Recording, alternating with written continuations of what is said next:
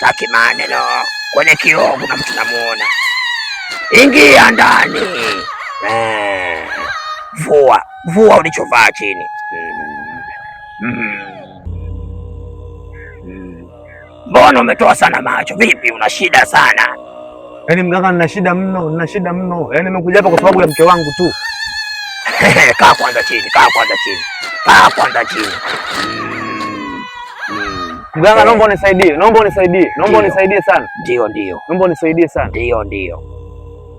Mke wangu ananichiti sana, na mimi kama unavyojua mimi ni bodaboda, kama unavyoniona. Wewe ni bodaboda, kazi yako bodaboda. Unione nilivyovaa hapa. Yaani unachitiwa sana. Okay. Mke wangu ananichiti sana. Tena na hisi hata watoto ambao tumezaa na hisi wale sio wa kwangu. Haya, tusiende mbali.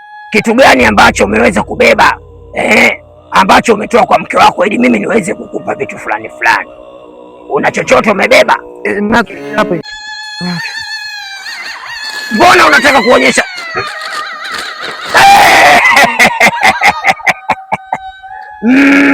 Hapo shughuli imeisha. Uno fulani. Hapo shughuli imeisha. Shughuli imeisha. Shika hii hapa.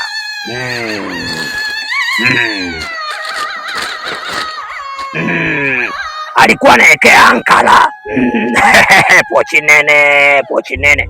Sasa nataka nikupe dawa. Nikiweka dawa humu ndani, cha kufanya unaifunga, sawa? Ukishaifunga, unavyoenda kule nyumbani, hii hapa sasa, hii kaiweke pale ambako umeweza kuitoa, sawa? Akivaa tu akikuona analembua hivi. Ndio ninavyotaka hivyo. Ngoja sasa nikutilie dawa.